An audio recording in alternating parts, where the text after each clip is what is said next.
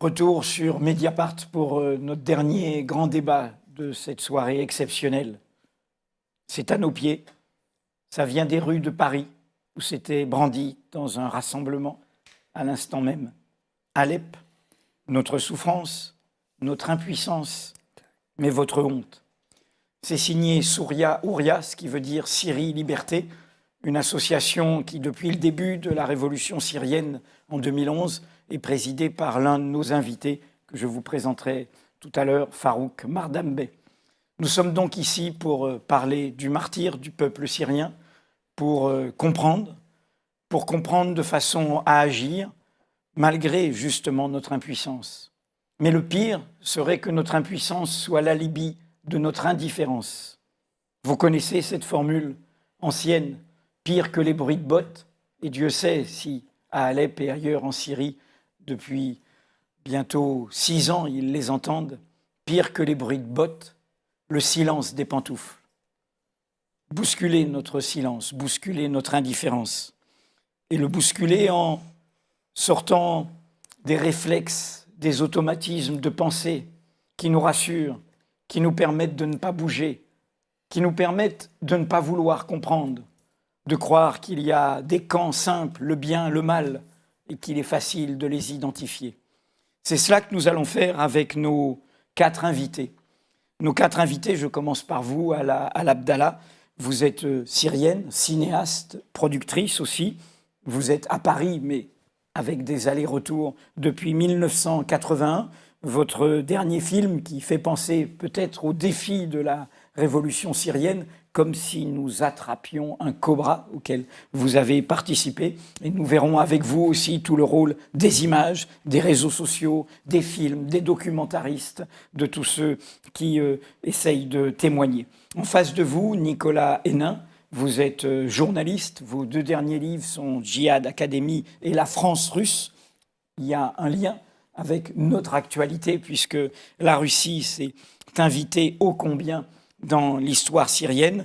Et par ailleurs, tout le monde vous connaît, mais nous vous connaissons d'abord comme un confrère de qualité et sérieux et rigoureux. Mais votre mésaventure, l'enlèvement à Raqqa, c'était le 22 juin 2013, au moment où la révolution syrienne commençait à basculer dans l'affrontement militaire après 2 ans de soulèvement pacifique, violemment réprimé par le pouvoir.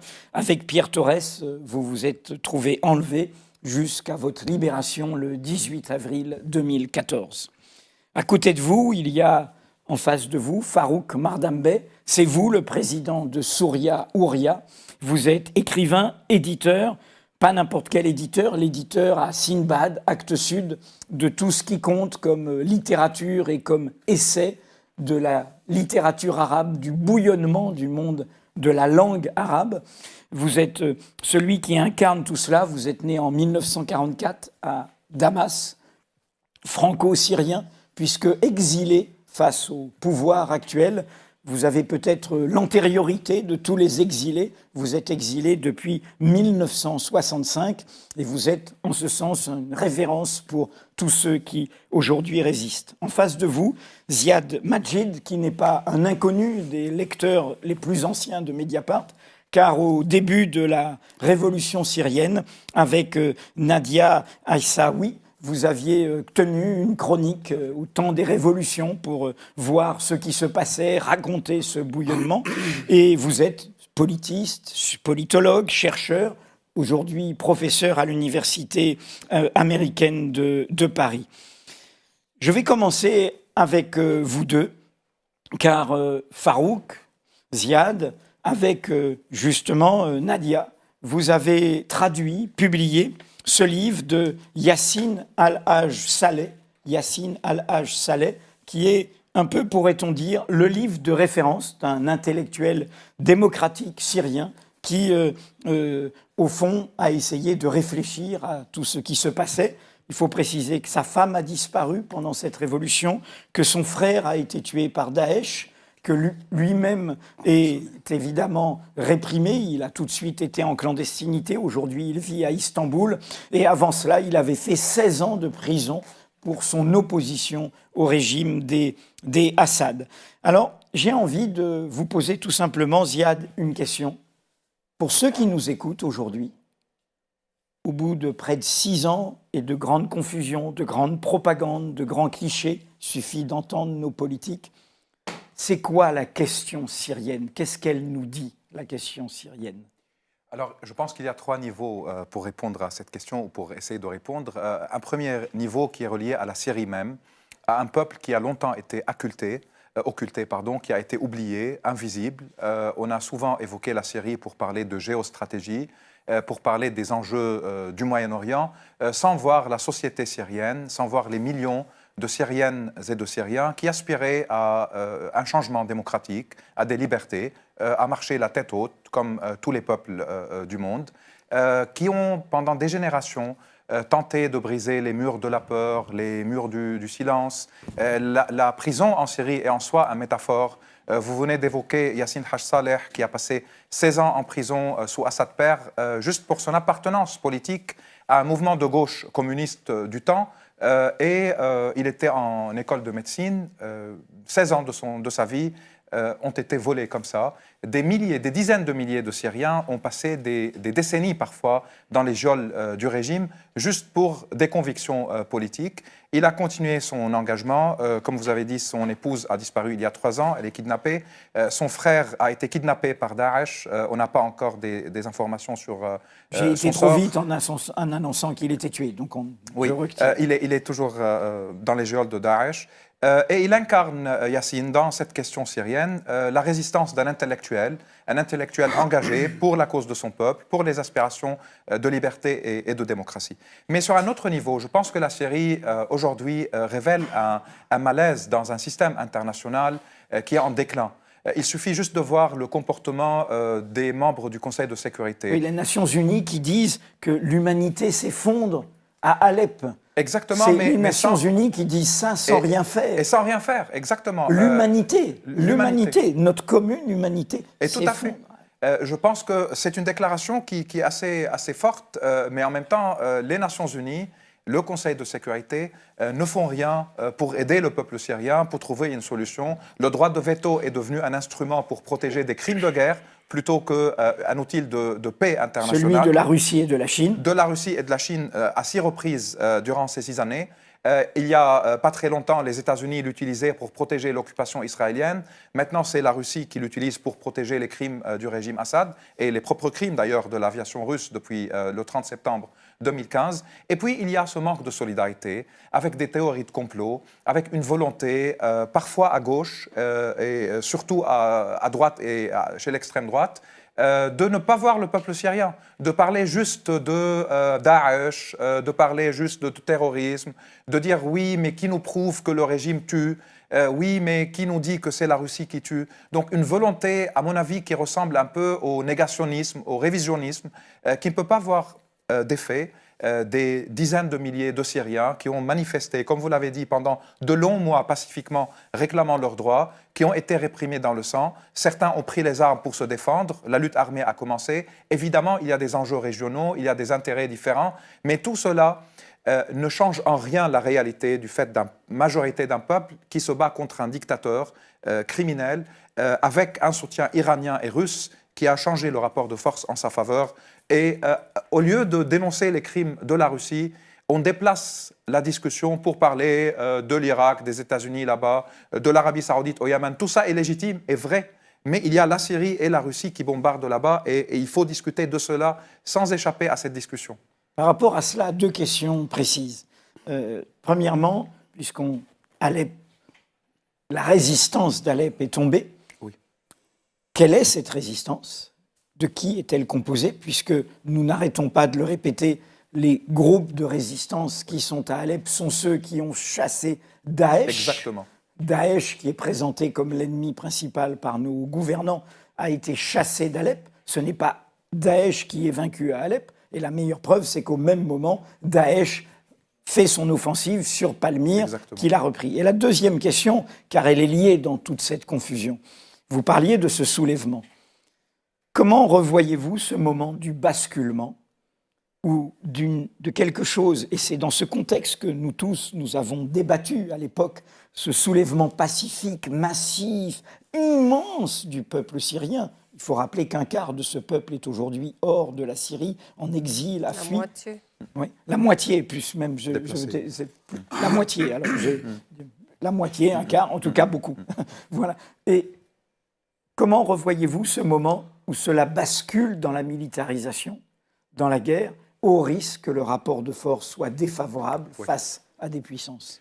Alors, pour la première question, à Alep aujourd'hui, exactement comme vous l'avez dit, décembre 2013 et janvier 2014, les combattants de l'opposition syrienne, les enfants d'Alep et de la campagne d'Alep, et notamment des quartiers les plus, disons, démunis d'Alep, avaient chassé Daesh et les cellules de Daesh de la ville. Et depuis, il n'y a aucune présence de Daesh à Alep même et du côté ouest d'Alep. Il y a encore des cellules de Daesh et une présence de Daesh dans la campagne au nord de la ville d'Alep, loin de tous les combats qui se déroulent aujourd'hui. D'ailleurs, certains qui défendent l'action de la Russie en Syrie prétendent ce que les Russes ne prétendent pas. Les Russes ne parlent pas de Daesh à Alep, ils parlent de terroristes en général. Ils considèrent que tous les opposants syriens sont des terroristes, exactement comme le régime le dit. Donc ce sont des groupes, des enfants de la ville et de sa campagne, des Syriens de classe démunie.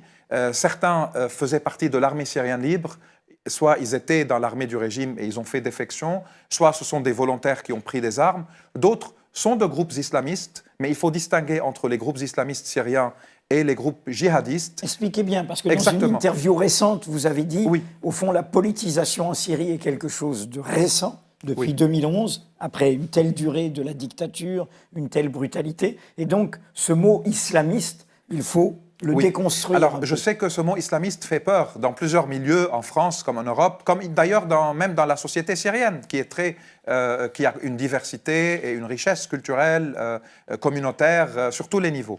Mais pour distinguer rapidement entre islamiste et djihadiste, un djihadiste, c'est quelqu'un qui n'est pas concerné par la temporalité et par la territorialité des causes. Il est pour un djihad qui va au-delà de tout territoire et de toute cause nationale. Tandis qu'un islamiste, il peut être modéré comme conservateur, il peut être un musulman pieux qui considère que l'islam est aussi une référence politique. Il est concerné par sa cause nationale, par la cause syrienne, mais il a un agenda que certains Syriens approuvent, d'autres n'approuvent pas, et qui est relié à l'islam comme mode de gouvernement. Mais il n'est pas pour un djihad au-delà du territoire syrien, il n'est pas concerné par les causes au-delà du territoire syrien, il se bat en Syrie. Donc il y a des groupes islamistes à Alep, il y a des hommes et des combattants de l'armée syrienne libre à Alep, ils sont tous les enfants d'Alep, de la région. Et quand on parle de l'islam politique en Syrie, il faut savoir aussi que le régime a réduit le champ politique en ruine pendant plus de 40 ans avant la révolution. Il est au pouvoir depuis 1970. Les communistes étaient en prison ou en exil.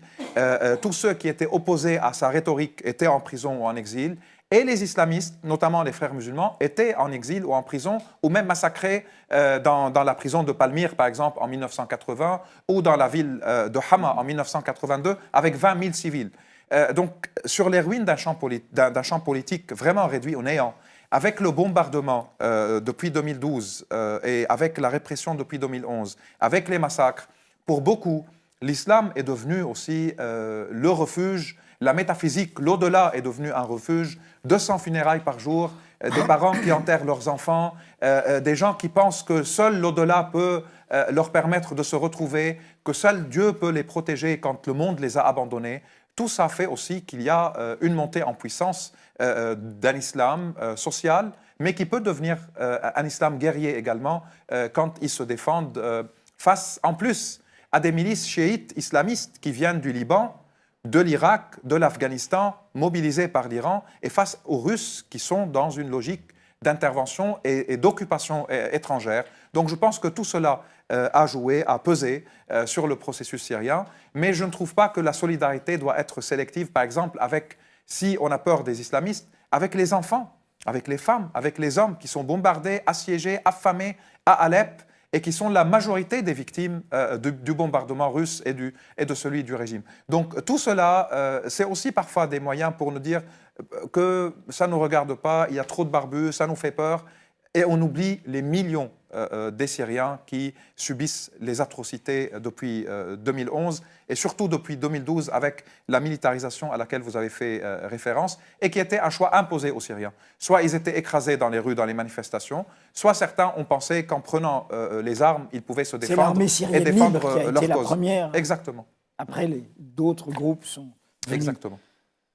Farouk Mardambe, vous faites partie d'une histoire de la gauche du monde arabe, celle qui n'a jamais été aimée ni les dictatures, ni les idéologies religieuses qui s'imposent autoritairement à des peuples. Et vous êtes un homme de savoir, de littérature, un homme tranquille.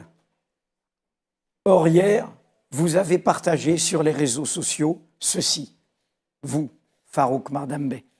Honte, honte éternelle à tous ces communistes, avec des guillemets, fascinés par Poutine, le plus réactionnaire des réactionnaires, qui se réjouissent de la dévastation d'Alep, du massacre et de la déportation de ses habitants les plus démunis. Honte, et vous êtes quelqu'un qui vous êtes engagé auprès de la cause palestinienne, honte aux misérables factions palestiniennes, prétendument de gauche, aussi crapuleuses que les spoliateurs de leur peuple, qui applaudissent l'occupation russe, les exactions des milices chiites et le nettoyage confessionnel en Syrie. Honte, poursuivez-vous, aux guillemets démocrates, qui se demandent encore si les Syriens, de par leur guillemets culture, méritent de vivre en démocratie. Nous n'oublierons pas, nous ne pardonnerons pas. Oui. Commentaire. Cela traduit ma rage. D'abord devant le spectacle affreux qui nous a été imposé ces derniers jours, et puis devant les réactions que j'ai entendues, justement, de communistes, entre guillemets, de Palestiniens dits de gauche, Front populaire, Front démocratique, Parti communiste palestinien, Parti communiste israélien, etc. Et de certains démocrates qui sont atteints d'un culturalisme épouvantable. Culturalisme, je veux dire qu'ils sont convaincus que nous sommes différents, qu'un homme de gauche français peut manifester pour des causes sociales, pour des causes sociétales, etc. Mais nous, de par notre culture arabo-musulmane, entre guillemets, nous ne pouvons agir que par confessionnalisme, que parce que nous sommes sunnites ou chiites, ou druzes ou alaouites, etc. Et c'est une réaction un peu spontanée, comme ça, à tout cela. Maintenant, je crois qu'il y a un véritable problème dans la réception des événements en Syrie par l'opinion publique française. Il y a ce culturalisme dont j'ai parlé et qui est partagé équitablement entre la droite et la gauche.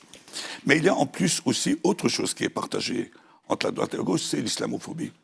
C'est l'islamophobie parce que, d'ailleurs, depuis quelques années, vous êtes témoin et vous avez écrit justement contre cette islamophobie. C'est transformé en plus, depuis 2 ou 3 ans, en une sorte de sunnophobie, c'est-à-dire qu'on a réduit un peu cette masse énorme qui compte les 80% des musulmans dans le monde. On les traite comme s'il s'agissait d'une secte, d'une petite secte terroriste. L'ensemble des sunnites. Oui, l'ensemble des sunnites dans le monde, et qui sont des gens. C'est une masse tellement diversifiée, par des cultures, par des langues, par des opinions politiques, en classe sociale, etc. Mais dans les débats qui ont précédé la primaire de la droite, on a entendu cela d'une manière très nette. Les sunnites comme une masse, mais qui ressemble plutôt à une secte, à une petite secte terroriste, et puis qu'on peut dénoncer, qu'on peut éliminer. Bon. Et cela me rappelle d'ailleurs que dans les années 80, c'était les chiites qui étaient cette secte. Après la révolution iranienne. Après la révolution iranienne, justement. Pendant des années, on parlait dans les médias les chiites, et on les représentait en monstres. Bon. Aujourd'hui, maintenant, c'est les sunnites qui sont les monstres. Et à chaque fois, c'est les musulmans, en fait. Et, de toute façon, à chaque fois, c'est les musulmans, et qui vont éliminer, détruire, qui ne pense qu'à ça, qu'à détruire les minorités. Et donc, au nom des minorités, de la défense des chrétiens d'Orient, entre guillemets, bon, on nous sort des choses qu'on justifie les bombardements russes, l'intervention des milices chiites, les bombardements du régime, les actions, les exécutions massives en prison. Tout cela se justifie par la défense des minorités religieuses. Alors, il y a à ce point l'islamophobie, d'ailleurs, je ne vais pas le citer, mais cet ancien dirigeant, animateur du Parti communiste syrien en parle, montre comment les intellectuels islamophobes sont les alliés de ces dictatures et de l'oppression des peuples. Mais cet alibi de l'islamophobie pour l'indifférence ou pour accompagner ces crimes s'accompagne autre chose, puisque vous parliez d'organisations qui se présentent à la gauche de la cause palestinienne, qui ont fait la fête à Ramallah ces jours-ci. Il y a, et y compris dans une partie de la gauche française, il y a cette idée qu'il y a, au fond, un camp anti-impérialiste. Dans ce camp anti-impérialiste, il y a parfois des gens qui, comme disait Staline, bon, pour faire des omelettes, il faut casser des œufs, mais ils sont dans le camp anti-impérialiste. Face à qui? Les États-Unis d'Amérique, l'Occident. Et donc, il y a un réflexe de se dire, au fond, cette rébellion contre ce régime issu du baasisme syrien, nationaliste arabe, plutôt issu de l'histoire de la gauche arabe, est attaquée ou mis en cause par des rebelles, par des révoltes qui sont soutenues par les États-Unis, par la France, par ceci, par cela. Donc, eh bien, du coup, les ennemis de mes ennemis sont mes ennemis, et ainsi de suite, sont donc mes ennemis. Il y a ce réflexe-là. À Mediapart, nous avons des lecteurs qui disent ça dans les commentaires. Oui. Donc, qu'est-ce que vous, qui n'avez jamais eu de complaisance avec l'intégrisme, avec des idéologies religieuses d'exclusion, de domination, qui êtes laïque, tout en étant de cette histoire culturelle, et qui avait voulu toujours tenir les deux bouts contre la domination américaine, contre l'intervention en Irak, et en même contre les droits des Palestiniens, pour les droits des Palestiniens, contre ce que fait l'État d'Israël, et de l'autre côté, contre les dictatures. Qu'est-ce que vous auriez à leur dire pour qu'ils sortent de cet automatisme ? Vous savez, il y a dans cette gauche arabe et dans la gauche de la gauche arabe, il y a ce même culturalisme. Il y a ce même culturalisme, c'est-à-dire cette idée que nos peuples ne peuvent pas se soulever d'eux-mêmes. Il faut qu'il y ait une manipulation, il faut qu'il y ait une conspiration. L'idée du complot est au cœur de la pensée de ces gens-là. Il faut qu'il y ait un complot. On parlait dans le temps, ici en France, du complot judéo-maçonnique. Il y a aujourd'hui... Les antisémites, vous voulez dire, les fascistes, l'extrême droite. Il y a cette idée qu'on trouve d'ailleurs à droite et à gauche dans le monde arabe, chez les conservateurs, chez les islamistes et chez les gens de gauche. Il y a un complot. Bon, un complot pour quoi faire? Pour renverser le régime nationaliste, anti-impérialiste d'Assad. Or, il se fait... Si on se place en 2010, qui de tous les pays alentours de la Syrie voulait le renversement de régime? Aucun. Il était en très bonne relation avec la Turquie, très bonne relation avec le Qatar, et les Américains n'avaient rien contre lui. Il n'y avait aucune raison pour tous ces... Et Israël d'abord, était en tranquillité totale. Depuis 1974, il n'y a pas eu un coup de feu sur le Golan contre Israël, mais il y a eu beaucoup de coups de feu contre les camps palestiniens, aussi bien au Liban qu'ailleurs. Donc, c'est une vision complètement déformée de la réalité syrienne juste avant le déclenchement du soulèvement. Mais il y a autre chose aussi, c'est que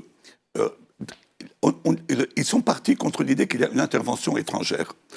Moi, ici même, je crois, quand on a parlé de la possible intervention contre Assad après l'affaire chimique. en 2013, quand et je dis que François Hollande le je n'ai voulait. jamais cru qu'il allait y avoir une intervention. J'étais persuadé depuis le premier jour qu'il n'y aurait pas d'intervention étrangère, américaine, occidentale, militaire en tout cas, en Syrie. Bon, ni directe ni indirecte. Et s'il y a une intervention, oui, il y a une intervention américaine plutôt négative. C'est que quand les Américains ont vu que les avions du régime bombardaient, lançaient des barils d'explosifs sur la population civile, les rebelles ont demandé des armes, un armement anti-aérien, et les Américains ont interdit aux Turcs et aux Saoudiens de les fournir. Donc il y a une intervention américaine, mais elle était au profit du régime. Elle n'était pas... Bon. Et s'il y a une intervention, il n'y a pas eu, mais il y a eu aussi une intervention directe de l'Iran et une intervention directe des Russes. Quand même, la Russie, quand il y a cette... on entend des gens parler de la Russie comme si c'était un État révolutionnaire. Bon, mais quand même, on sait de quelle idéologie parle Poutine. On connaît ses relations avec l'Église orthodoxe. On connaît la propagande religieuse, presque des croisés, qui a été développée en Russie pour justifier l'invasion de la Syrie. Et il y a d'ailleurs des journalistes russes qui l'ont très bien exprimé. La Syrie nous appartient en quelque sorte parce qu'il y avait des pèlerins russes en Syrie au début de l'ère chrétienne, mot à mot. Bon, je veux dire qu'il y a une idéologie religieuse aussi qui a été mobilisée en Russie pour justifier l'intervention en Syrie. Mais tout cela, nos gens de gauche arabes ne voient pas cela et pensent que Poutine est un... Alors, et sans dire que toute sa réflexion, toute son idéologie, lui, comme ça a été démontré, comme dans un livre que vous connaissez, dans la tête de Poutine, de Vladimir Poutine. C'est l'idéologie contre-révolutionnaire russe du 19e et du début du 20e siècle. Bon. Et on nous le présente comme un révolutionnaire, comme un anti-impérialiste, etc. Bon, voilà. Ziad Majid, quand vous avez commencé au début de la Révolution, on vous a demandé, puis après vous avez été pris par toutes vos recherches, à Mediapart de chroniquer, de suivre tout ce bouillonnement, de nous raconter tout ce qui se passait. Vous vous souvenez, en avril 2011, ça s'appelait « À l'affût des révolutions ». Oui. Et l'une de vos premières chroniques, très optimiste, en Syrie, la peur a changé de camp. Oui. Aujourd'hui, votre blog, qu'on peut toujours retrouver, s'appelle toujours « Quand la peur change de camp ». Aujourd'hui. Oui, moi je crois que c'est toujours d'actualité dans le sens où beaucoup ne veulent pas voir la sociologie politique du monde arabe, ne veulent pas voir les sociétés arabes. Ils pensent que les gens, quand ils manifestent ou quand ils se battent, ils sont téléguidés. Il y a des télécommandes à Washington ou à Riyad ou ailleurs qui font bouger les gens. Moi, je pense que l'importance de tout ce qui s'est passé à partir de 2010 en Tunisie, puis 2011, Égypte, Yémen, Bahreïn, Syrie, Libye, c'est ce retour à la politique, c'est ce retour au temps politique qui était confisqué par des régimes qui se voulaient éternels. C'est la libération de l'espace public avec toutes les souffrances. Mais malheureusement, les contre-révolutions ont rattrapé l'Égypte, par exemple, ont rattrapé la Libye, le Yémen. Le soulèvement du peuple du Bahreïn a été écrasé à la fois par le régime du Bahreïn et par les Saoudiens. Et puis en Syrie, c'est devenu non seulement une contre-révolution, mais c'est devenu des interventions iraniennes, russes, tout cela pour protéger un régime qui monopolisait tous les instruments de la violence dans le pays, qui l'exerçait depuis de longues décennies. Et même maintenant, s'il n'y a pas cette intervention étrangère, s'il n'y a pas les milices chiites de la région qui se battent avec le régime, s'il n'y a pas l'aviation russe, le régime était en déclin. Il ne contrôlait avant le 30 septembre 2015 que 22% de la surface du pays. Il disait lui-même qu'il n'avait plus le moyen pour continuer, malgré tout ce qu'il a utilisé, l'arme chimique. Et certains disaient oui, mais qu'est-ce qui prouve que c'est pas lui? Qu'est-ce qui prouve que c'est lui? Bien que les Russes ont des satellites, s'ils avaient une seule preuve que ce n'était pas lui, il l'aurait tout de suite avancé. Lui-même qui niait qu'il avait le gaz sarin a finalement rendu 900 tonnes de gaz sarin à la commission onusienne. La seule condition des Russes au niveau du Conseil de sécurité pour permettre à une commission onusienne d'aller enquêter sur le terrain, c'était de ne pas pointer du doigt les responsabilités.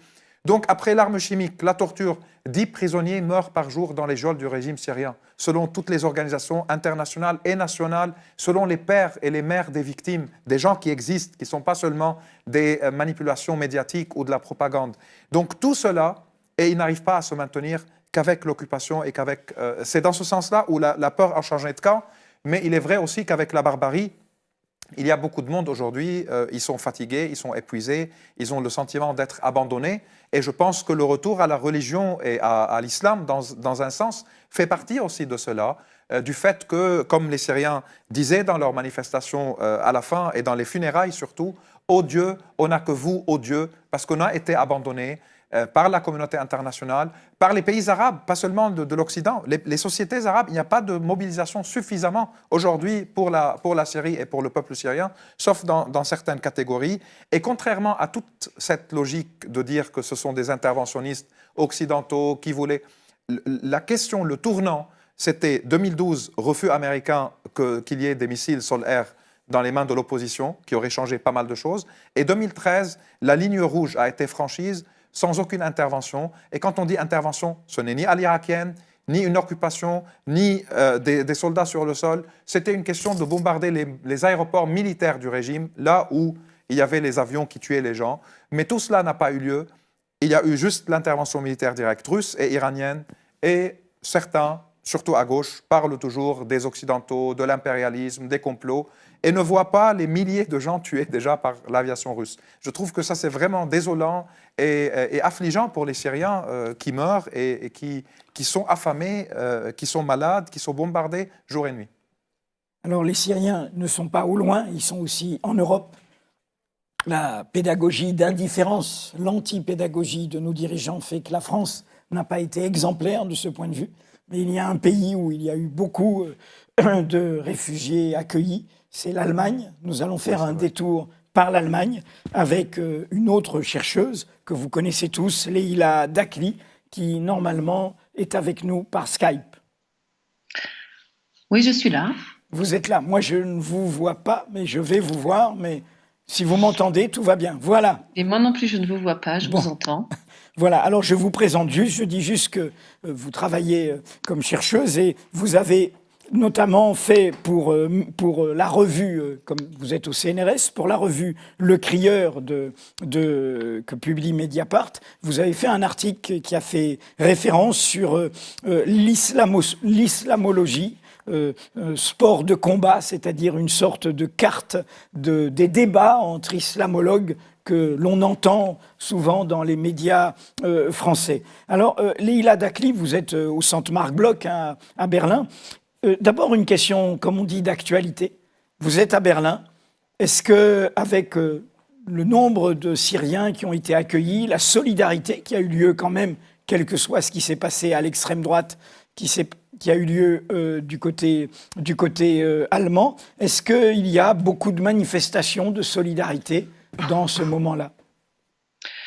Oui, alors ce que je veux dire, c'est que les manifestations littérales, c'est-à-dire dans la rue, sont importantes, mais quoique pas tant que cela. C'est pas là où je vois la plus grande différence, disons. Elles sont plus importantes en Allemagne parce qu'il y a plus de réfugiés syriens et que de fait, c'est principalement eux qui animent ces manifestations, comme on a pu le voir aussi, par exemple, à Istanbul. Ce qui compte, me semble-t-il, enfin ce qui fait vraiment la différence, c'est la manière de traiter l'information. Tout à l'heure, Zied le disait, mais aussi Farou bien avant, c'est-à-dire cette atmosphère qui est propre à la France, c'est vraiment celle de la place faite au complot, faite à la remise en cause de ce qui est en train de se passer à Alep aujourd'hui, mais aussi à Homs avant et partout ailleurs en Syrie. Et je crois que là, il y a un lien très net entre la présence, l'accueil qui a été fait aux réfugiés et la manière de traiter l'information.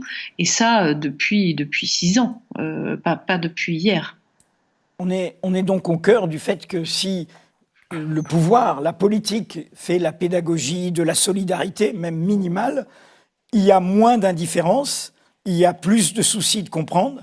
Et donc, chez nous, au fond, nous nous sommes construits une culture majoritaire qui met à distance, qui ne veut pas comprendre. Oui, c'est exactement ça. Et je pense que, en effet, on parlait tout à l'heure de laisser la place au peuple syrien. Il n'y a pas de secret. En effet, quand on fait rentrer sur son propre sol des représentants de ce peuple syrien, on ne peut pas se permettre d'avoir une vision du conflit syrien qui se concentre uniquement sur des questions géopolitiques abstraites ou sur des oppositions binaires. Il y a quand même un regard porté sur ce conflit qui va bien au-delà de ce qu'on peut lire, ou de ce qu'on peut lire généralement, hein, bien sûr, dans la presse française. Et ça, c'est vraiment extrêmement frappant. La place faite aussi aux réfugiés en tant que militants politiques. C'est-à-dire, il y a de gros débats, vous le savez, en Allemagne sur l'intégration de ces réfugiés, sur la manière dont on peut faire face aussi à la montée d'une xénophobie, mais cela s'accompagne aussi d'une vraie présence d'un discours politique, d'une reconnaissance de l'activisme des Syriens qui sont là, je le répète, ce qui est très important, et je suis très frappée par ça depuis que je vis en Allemagne, ça n'est pas simplement ce dont on a parlé beaucoup en France, c'est-à-dire l'accueil d'une arrivée massive de Syriens à l'été précédent, celui qui vient de passer, mais depuis le début de la crise, un accueil particulier fait à tous ceux qui étaient actifs, tous ceux qui réclamaient l'asile au nom de questions éminemment politiques. Et est-ce que dans le débat polique, il y a, comme en France, de la droite à la gauche, des personnes qui disent « très bien, Poutine fait le boulot, au moins il ramène de l'ordre », ou est-ce que ce point de vue est totalement marginal dans le débat public allemand ? C'est assez marginal, me semble-t-il, hein, dans les journaux et dans les débats en langue allemande. Il me semble quand même qu'il faudrait que je puisse parler le russe pour aller voir ce qui se passe dans les communautés russophones, qui sont assez importantes, en tout cas à Berlin, là où je vis. Je pense en effet qu'il y a une place à la propagande poutinienne ici comme ailleurs. Je serais étonnée que ça n'existe pas, mais en tout cas, cela ne sème pas le doute chez les principaux éditorialistes ou dans les journaux principaux, et ça n'entre pas de la même manière dans le débat. Je ne sais pas comment l'expliquer de manière plus claire, c'est-à-dire ça reste quelque chose qui est, disons, confiné à une sphère pro-poutinienne. Et étrangement, alors autant il peut y avoir des questions très très virulentes, hein, discutées sur la place de la Russie, par exemple autour de la question ukrainienne, j'ai l'impression que sur la Syrie, il y a consensus, enfin il y a une sorte un consensus sur les faits, hein, sur ce qui en France est extrêmement déprimant, hein, pour nous qui travaillons et qui essayons jour après jour de suivre et d'être le plus attentif possible à ce qui peut être dit sur la Syrie, c'est de voir à quel point, en effet, dès qu'on prononce le moindre mot sur la Syrie, s'abattent sur nous des nuées j'allais dire de sceptiques, mais c'est même pas des sceptiques, c'est vraiment une sorte de propagande organisée qui commence, hein, qui s'installe, et puis ensuite, effectivement, des questionnements qui peuvent apparaître légitimes, mais qui sont fondés sur une sorte de désordre organisé, hein, dans la pensée sur la Syrie. Dernière question, sachant que cette question de la vérité des faits, c'est ce que les chercheurs et les journalistes ont en commun. Depuis votre article qui décrivait tout ce monde comme une analyse sociologique, hein, des islamologues et de leur sensibilité. Comment vous regardez la façon dont le débat entre eux en France s'est radicalisé, puisqu'on a vu Gilles Kepel, que vous décriviez, être de plus en plus sur un positionnement non pas de chercheur, mais idéologique. Quel est votre regard ou le post-scriptum à votre article ? Comme vous le savez, je suis historienne des intellectuels, et en principe des intellectuels dans le monde arabe. Et il a été beaucoup question là de la position des intellectuels arabes face à ce qui s'est passé en Syrie. En effet, pour le crieur, je me suis penchée un petit peu sur cette querelle des islamologues, qui doit être comprise non pas simplement comme une querelle d'experts ou comme une querelle d'individus, mais comme comme quelque chose, à mon avis, d'assez révélateur des pressions dans lesquelles s'exerce le métier aujourd'hui, qui sont des pressions de toutes sortes, qui sont pas simplement, bien sûr, elles mettent en scène des égos et des manières de se dire, de se comporter en tant que scientifique et en tant qu'homme, puisqu'il s'agit d'une querelle d'hommes aussi, je tiens à le souligner.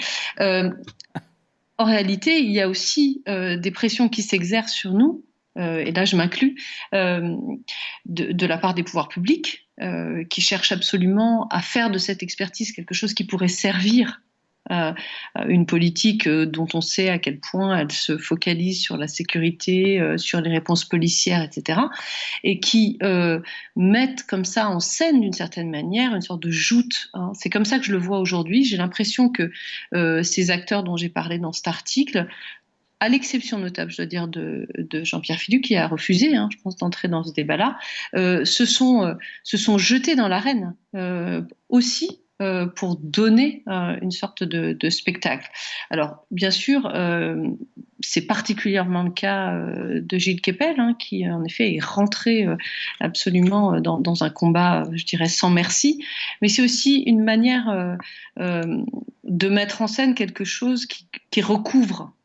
Pour moi, ça recouvre, dans une certaine mesure, non seulement la réalité d'une concertation, enfin de ce à quoi je crois, et je pense que nous croyons, journalistes comme chercheurs, c'est-à-dire la possibilité d'un débat contradictoire qui soit fructueux et qui permette de travailler collectivement. Mais ça recouvre aussi tout ce qui se... toutes les questions qui émergent de situations comme ça.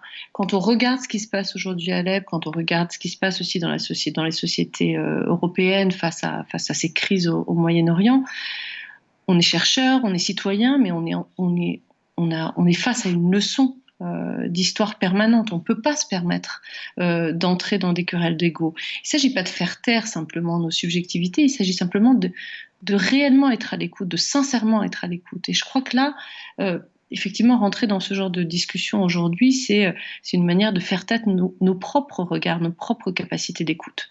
Et c'est ça qui me désole le plus, je vais dire, face à ce genre de comportement un peu hystérique.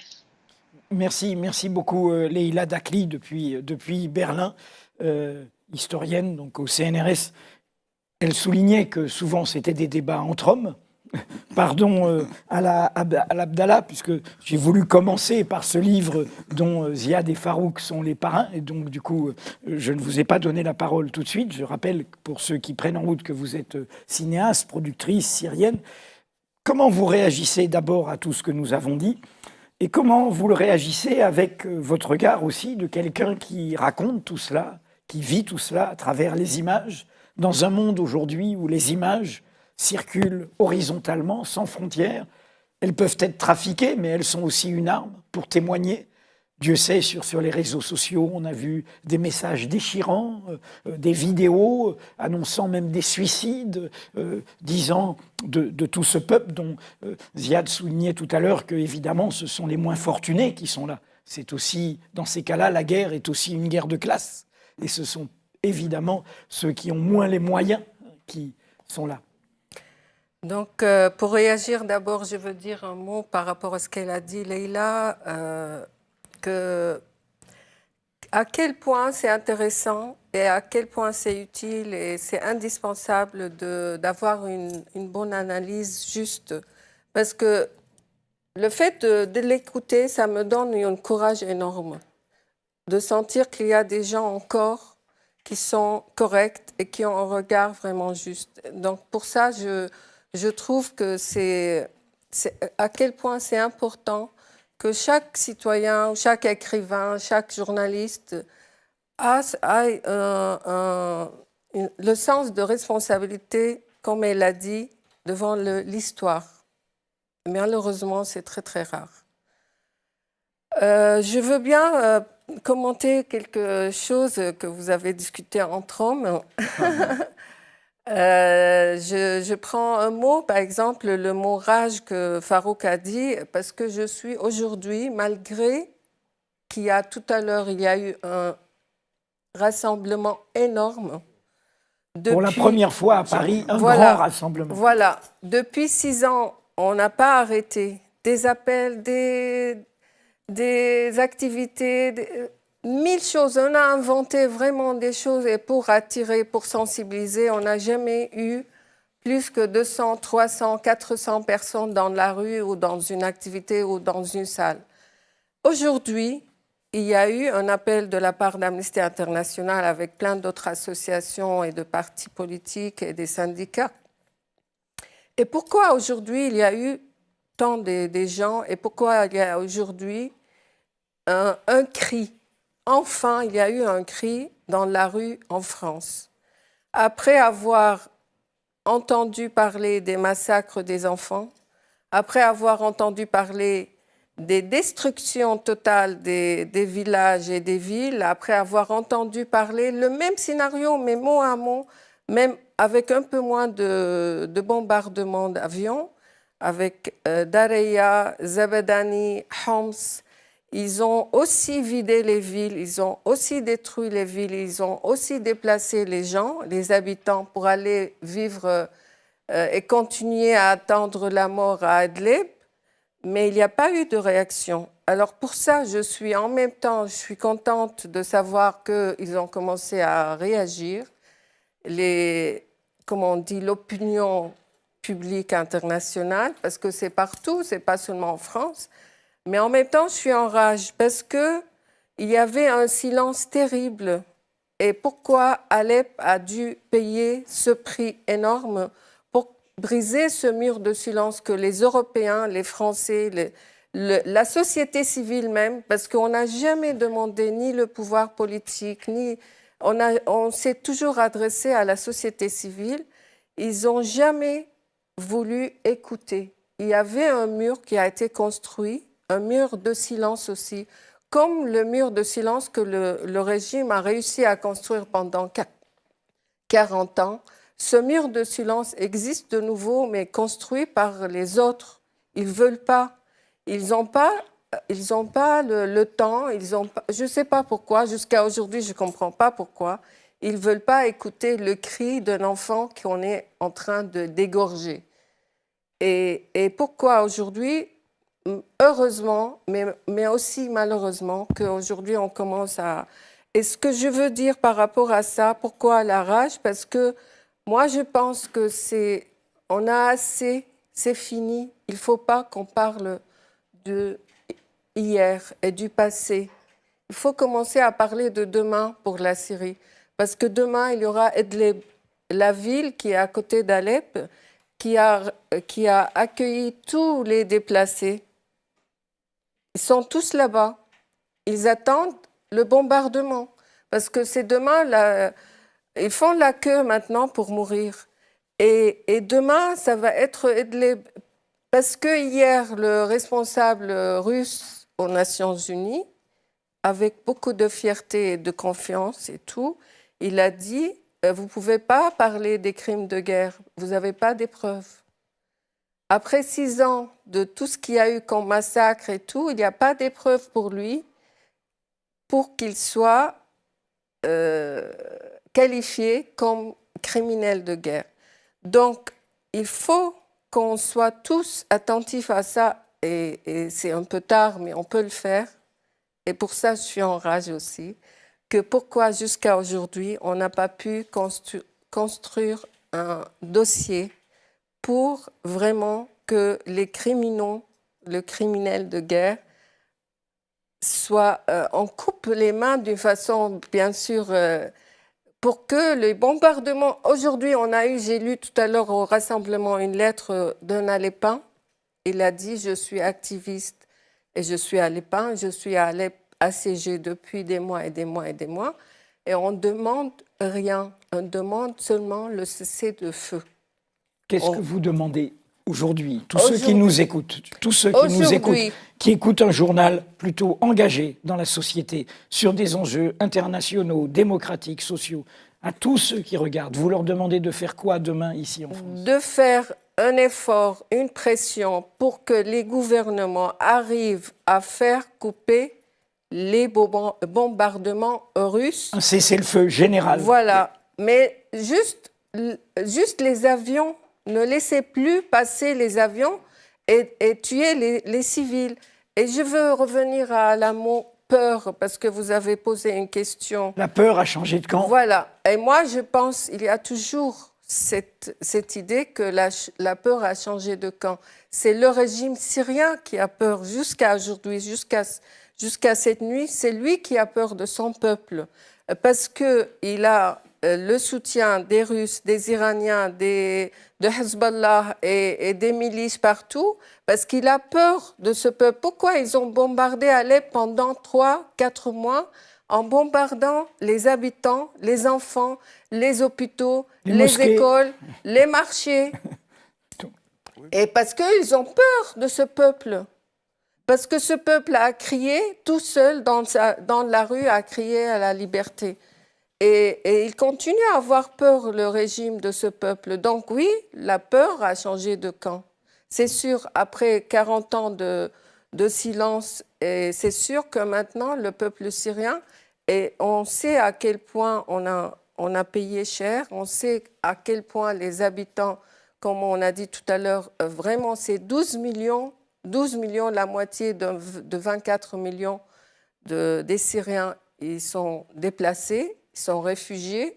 Et ils sont déplacés à l'intérieur du pays ou dans d'autres pays? À l'intérieur, c'est à peu près 6 millions et à l'extérieur, 7 millions. Ça fait presque 13 millions. Il y a des milliers et des milliers et des milliers dans les prisons. Il y a des centaines de milliers de morts? Oui, sous la torture. Il y a la destruction de la Syrie qui était le symbole de civilisation avec les monuments, avec les musées, avec tout, depuis 5000 ans. Tout ça, c'est effacé. Il y a aussi, et ça, on parle très très rare de ça, c'est la vie est devenue tellement chère, au moins 15 fois, c'est-à-dire le pain a augmenté de prix de 15 fois. Pendant 6 ans. Et les gens, ils n'ont pas les moyens de travailler parce que les Syriens, ils avaient l'habitude d'avoir 3 professions en même temps. Un professeur à l'université faisait l'après-midi chauffeur taxi et le soir gardien. Et donc, toutes ces professions qui permettaient aux Syriens de vivre un peu normalement parce que déjà la vie était très très chère, maintenant, je ne sais pas comment ils font. Je me demande souvent comment ils font pour avoir à manger, pour avoir à continuer à vivre un peu normalement. Donc, tous ces détails, on ne les voit pas malheureusement. Et on parle d'anti-impérialistes, et on parle de laïcité, et on parle de... Ça, on n'a pas parlé de ça ce soir, mais ça, c'est terrible, ce côté pro-palestinien, que le régime syrien est pro-palestinien. Et du coup, nous... Ça excuserait ces crimes. Nous, on est des sionistes. Les gens qui sont contre le régime, on est traités par les Arabes, par la gauche française, par aussi les Palestiniens, qu'on est des sionistes parce qu'on veut faire tomber le seul régime pro-palestinien. Le seul régime pro-palestinien, qui est le régime d'Assad, a tué des Palestiniens plus qu'Israël. Beaucoup plus qu'Israël, avec des massacres au Liban contre Tel Zatar et autres, avec des massacres en Syrie, et même le camp Yarmouk, le camp palestinien au sud de Damas, est assiégé et bombardé, et aussi les Palestiniens de Yarmouk sont morts à cause de tout ça. Les prisonniers activistes qui ont seulement aidé à passer le lait et le pain aux autres Syriens. Ils sont morts en prison sous la torture. Et tout ça, on continue à dire pro-palestinien. Mais je n'ai pas parlé d'images et du cinéma. Non, mais je faisais silence parce que tout ça est très fort. Nicolas Hénin, vous êtes habité par tout cela, professionnellement et humainement, au point d'en faire la pédagogie par toutes les armes. Y compris, vous aviez fait un conte pour enfants formidable avec votre co-détenu qui est après votre enlèvement. Et là, je présente cette biographie qui, justement, est une façon de cette biographie. C'est une biographie, oui, c'est l'histoire d'un jeune homme, d'un jeune Syrien. Voilà. C'est une bande dessinée. J'ose pas dire que c'est un très beau cadeau de Noël, mais vous l'aurez compris.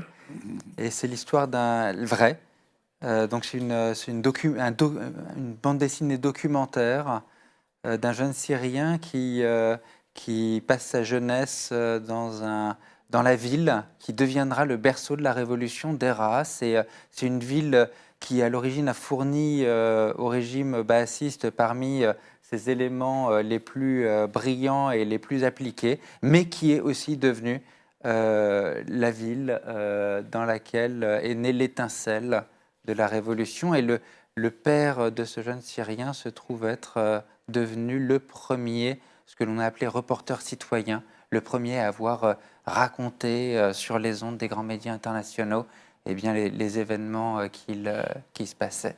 Vous avez des nouvelles de lui? Il est où aujourd'hui? Il est en région parisienne, il poursuit des études brillantes. Et c'est aussi une très belle histoire d'immigration, d'intégration, illustrée accessoirement par un Coréen qui lui aussi a fait le choix de la France. Il a décidé, quand il avait 20 ans, de venir s'installer en France parce qu'il trouvait que la France était le pays le plus beau, le plus libre et le plus démocratique du monde. Et donc, on retrouve, c'est une histoire qui rassemble deux Français de cœur qui ne sont pas nés français, mais sont probablement plus francophiles que beaucoup d'électeurs du Front National. Comme nos amis ici, qui sont tous franco-libanais, franco-syriens, voilà, qui sont tous syriennes. Question un peu provocatrice, Nicolas. Vous avez été détenu par Daesh, oui. Vous avez raconté, y compris comment certains de vos geôliers se sont retrouvés dans les attentats qui nous ont frappés. Oui, Mathieu Suc continue de chroniquer dans vos colonnes les aventures de certaines personnes que j'ai rencontrées. Voilà. Et ma question, vous avez entendu nos amis qui essayent de faire comprendre combien le premier responsable de la tragédie syrienne, le premier responsable, le premier coupable, le premier moteur, c'est cette dictature, c'est ce régime, et non pas ce Daesh qu'on nous montre là. Mais vous avez vécu Daesh.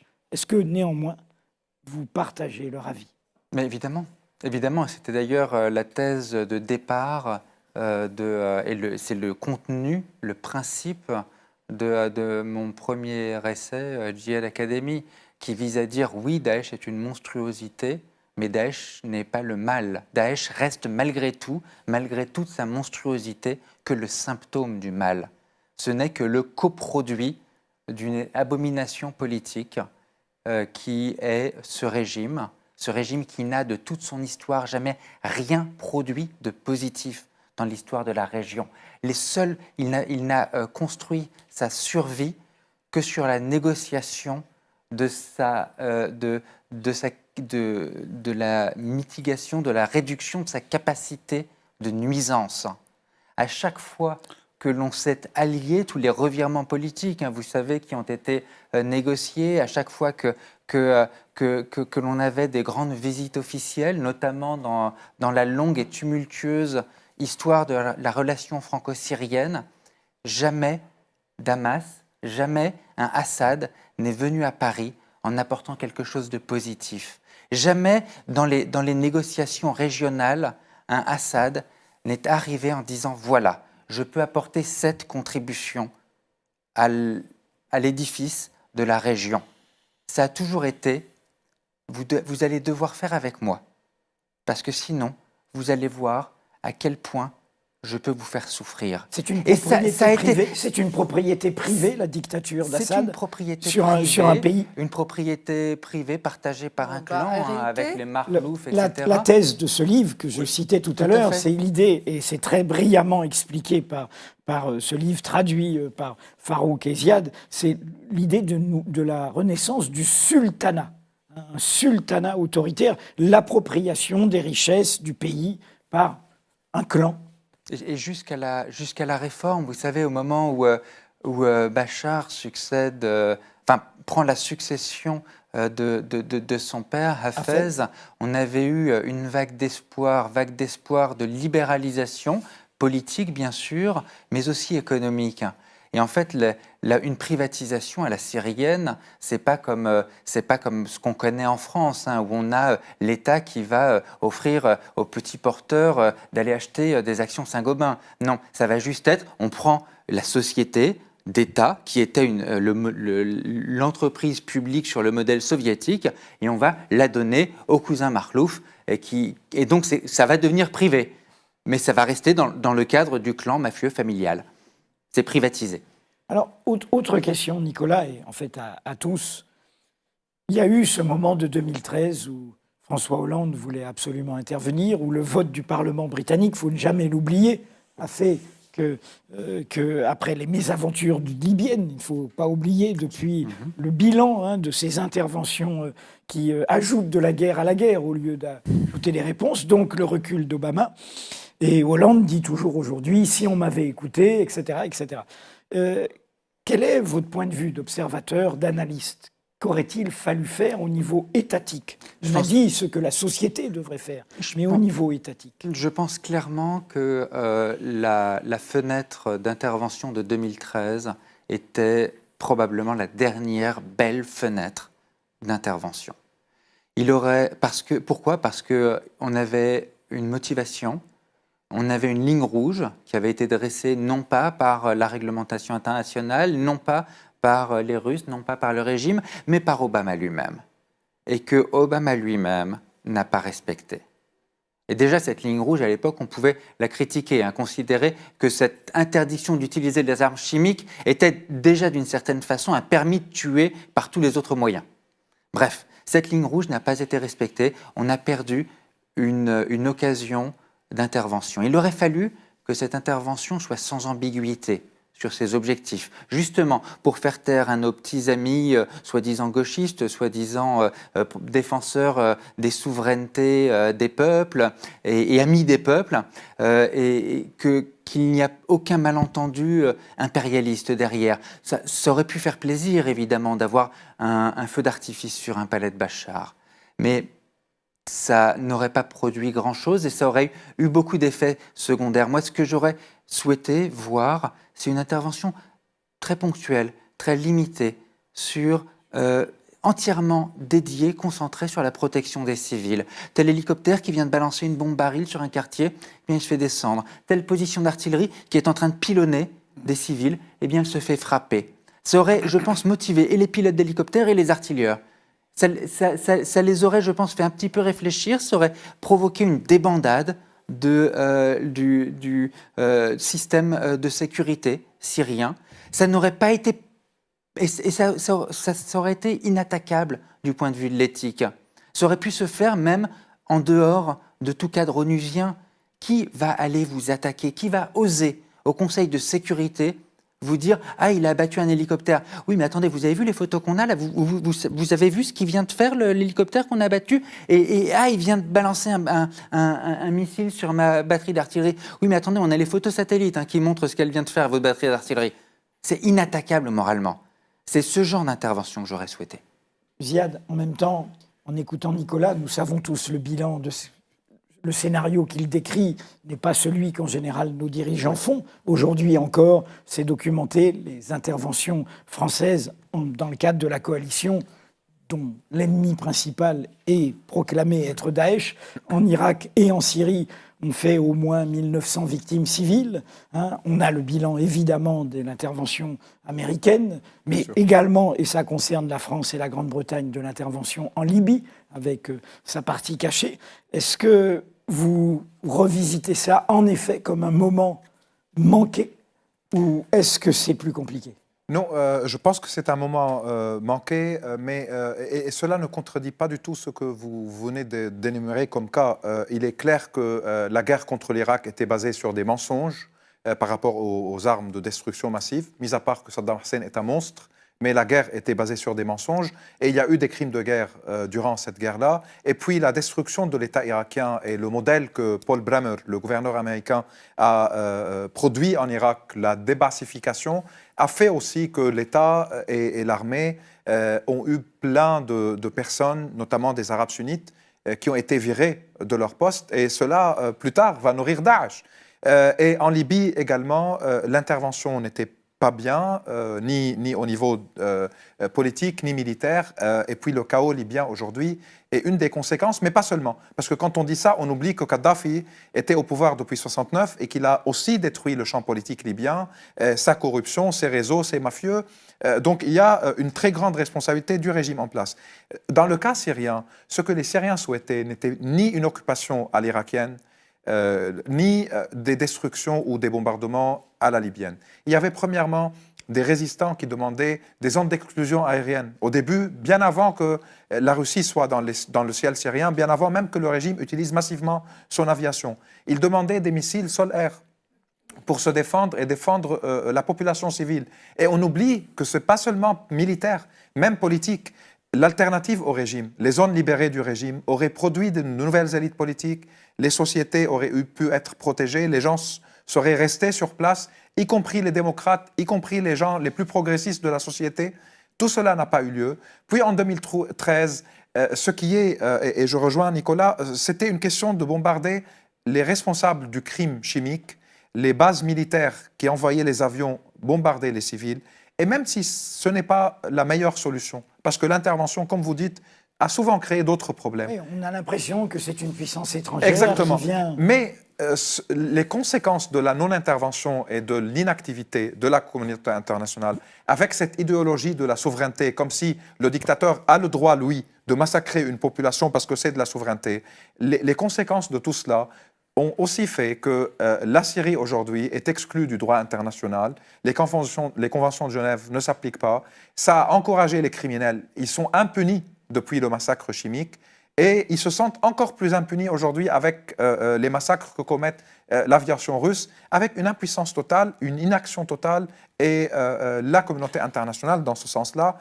éthiquement parlant, est coupable de ce qui se passe en Syrie. Rapidement, Nicolas, on arrive un peu à la fin. Il est important de redresser un certain nombre de perspectives quant à l'intervention libyenne. Non, bien sûr, je ne suis pas satisfait de l'état de la Libye aujourd'hui et il serait difficile d'être satisfait. Toujours est-il que 5 ans après cette intervention, les bilans actuellement de la guerre en Libye sont de 6 000 morts et 8 000 déplacés et réfugiés. Le bilan de la non-intervention en Syrie est de 12 millions de déplacés et réfugiés et probablement de l'ordre de 500 000 morts. Accessoirement, si l'OTAN n'était pas intervenue en Libye, nous aurions aujourd'hui en Libye potentiellement quelque chose qui ressemble beaucoup à la Syrie d'aujourd'hui, c'est-à-dire éventuellement un Kadhafi coincé dans un bastion ou un petit réduit territorial et dont l'autorité ne s'étendrait pas au reste du pays et le reste du pays qui serait une sorte de vaste Far West où avec des groupes se livrerait une compétition de radicalisme. Donc probablement une situation encore moins satisfaisante que celle dont je conviens qu'elle n'est pas satisfaisante que l'on a aujourd'hui. Farouk, nous sommes dans un moment où un président américain va rentrer en fonction le 20 janvier, Donald Trump, qui se présente comme un grand allié ou partenaire de Poutine, qui lui-même est dans une idéologie qui brutalise profondément non seulement la société américaine et le monde, dans ce paysage nouveau qui arrive, qui est improbable, où des monstruosités politiques nouvelles surgissent.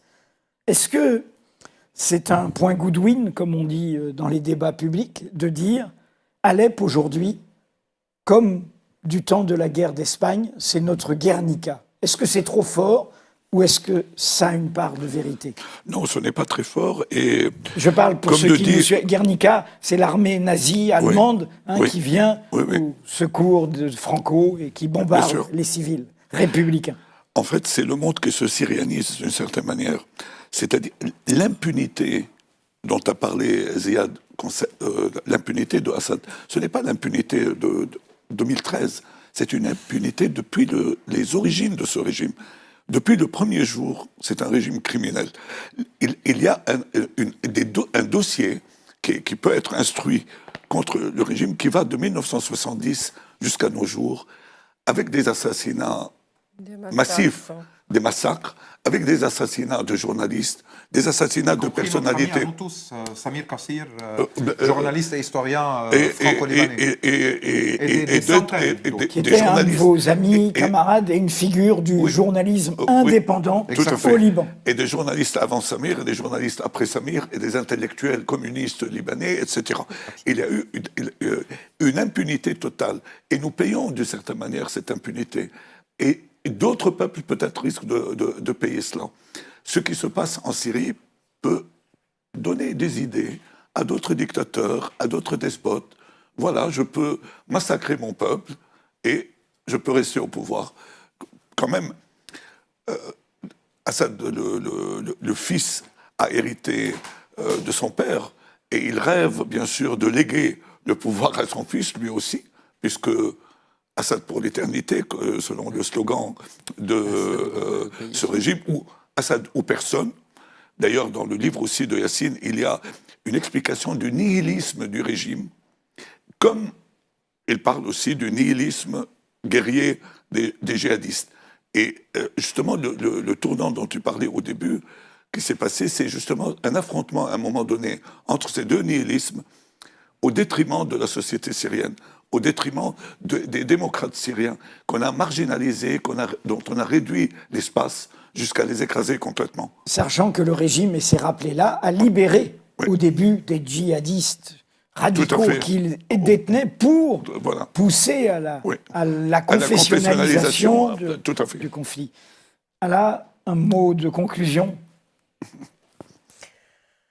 Alors, un mot de conclusion. Moi, je pense, puisque vous parlez toujours qu'on s'adresse à votre public, aux gens qui suivent, moi, je pense qu'un simple citoyen, français ou autre, doit comprendre la lutte d'un peuple qui a le droit de se libérer d'un régime qui est là depuis 50 ans et d'un régime qui a été une république qui a été héritée à un fils sans aucune compétence. C'est-à-dire, il n'a jamais été préparé pour être président ou même pour être... Il y a un problème. Pardon, allez-y. Et donc, je pense qu'il faut au moins penser à ces gens-là, qu'ils ont le droit de lutter, qu'ils ont le droit de décider leur sort, qu'ils ont le droit d'être dans un pays démocratique, dans une vie un peu aisée, qu'ils ont le droit de faire tout ça. Et il fallait les soutenir dès le début, pas 6 ans après. 6 ans après, c'est bien de les soutenir maintenant, mais pas après les massacres, pas après la mort. Il faut qu'on essaye maintenant d'éviter ça et de laisser...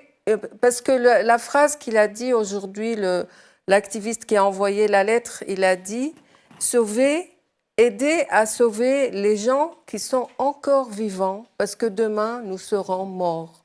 Moi, je suis vivant aujourd'hui, mais demain, je vais être mort. Alors, si vous faites un effort, vous évitez que tout le peuple syrien soit à la fin dans les cimetières et pas dans la vie normale. » On va terminer en poésie. C'est un peu notre habitude à Mediapart. Nous pensons que la politique, comme bien commun, suppose un imaginaire, avec justement un poète franco-syrien venu de Syrie. Juan. Enfin, je viens de France, à la base. Mais...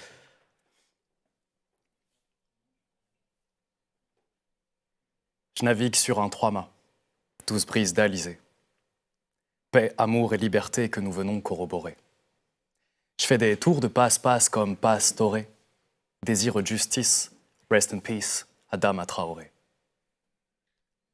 Je réfute et refuse des ruses, ils sont des codes de popularité. Si je suis français, c'est bien grâce à ma multiculturalité.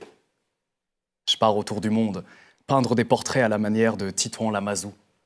Toujours sur un coup de tête, un peu comme l'aurait fait Zizou. Et laisse ma zoom zoom zen dans ma Benzema. Zen zema, who got the keys to ma Bema? Satiété offshore, bouteille de pisco. Panama Papers, paradigmes fiscaux. en mission pour notre art, posté comme un fusco. Le hip-hop m'a sauvé, loupé fiasco.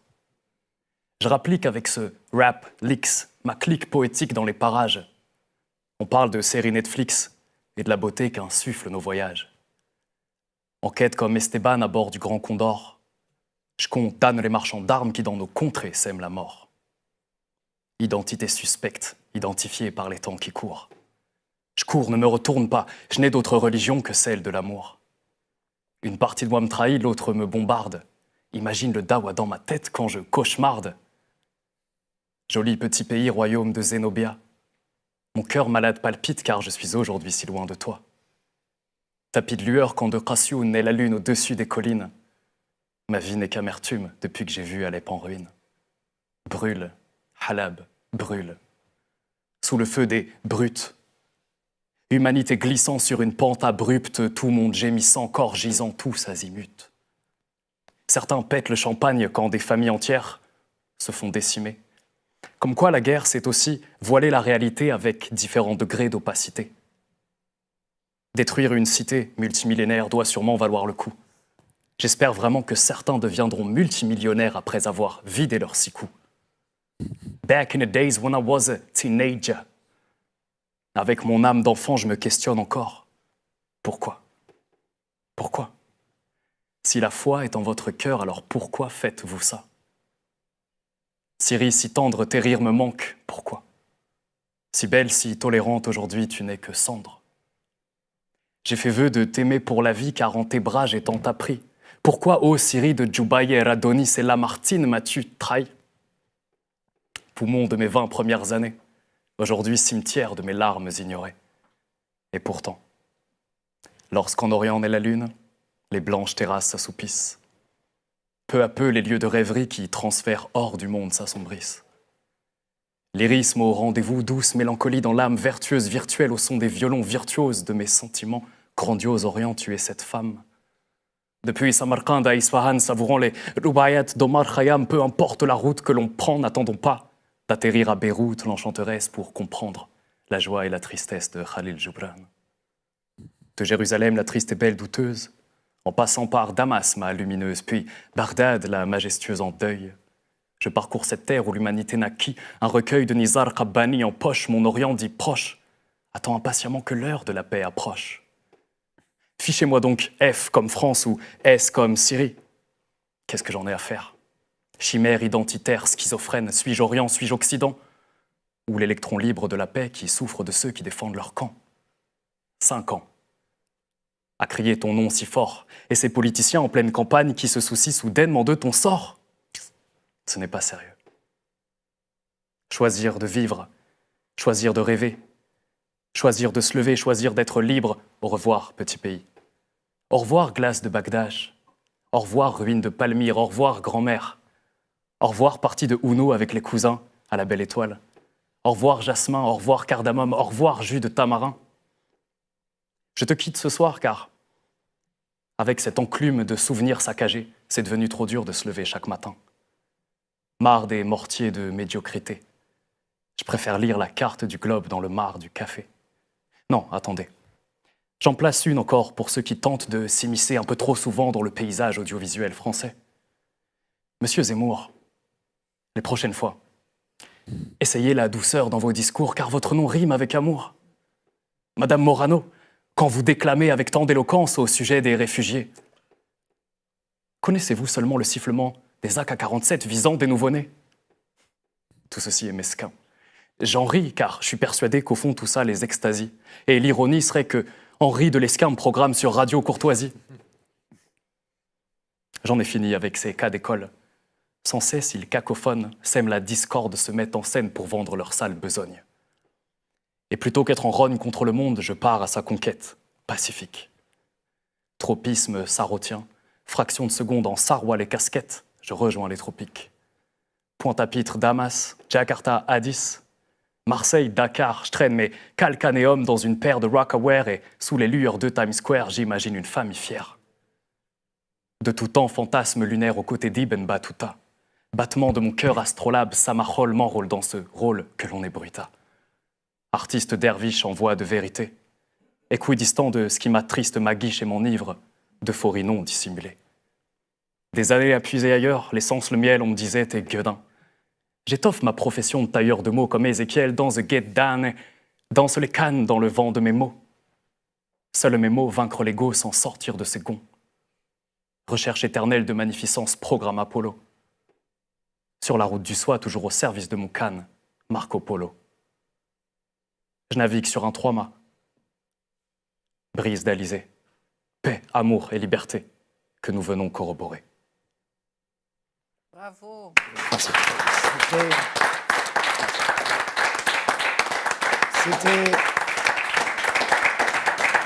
C'était Rohan Hussein, Rohan du collectif qui nous accompagne pour ces grands débats. On a slamé sur la Lune. Merci à tous les quatre. Merci à vous qui avez suivi ce grand débat. On a duré plus longtemps, mais il fallait ne pas compter le temps quand il est si vital pour ceux qui vivent ce dont nous avons parlé toute cette soirée. La rédaction de Mediapart s'est mobilisée pour ce live et évidemment pour essayer de donner à comprendre tout cela. Et parmi tous les articles que vous pouvez retrouver, il y en a un qui est une interview de Salam Kawakibi, l'homme qui est originaire d'Alep et qui a fait connaître chez Farouk Mardambey, Actes Sud, un livre fondamental que vous devriez lire pour tous ceux qui croient qu'il n'y a pas de réflexion anti-autoritaire, démocratique, laïque dans le monde arabe. C'est le livre de son grand-père, une grande figure syrienne, Abd el-Rahman Kawakibi, qui s'intitule « Du despotisme », une sorte de la Boétie arabe contre la servitude. Et dans cette interview bouleversante, il parle d'Alep, sa ville natale, le lieu où sa famille s'est établie il y a presque 6 siècles. Cette ville qui a existé, dit-il, pour être aimée à tous les niveaux.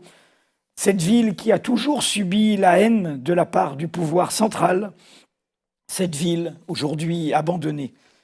Et Joseph Confavreux, qui fait cette interview, lui pose la question suivante.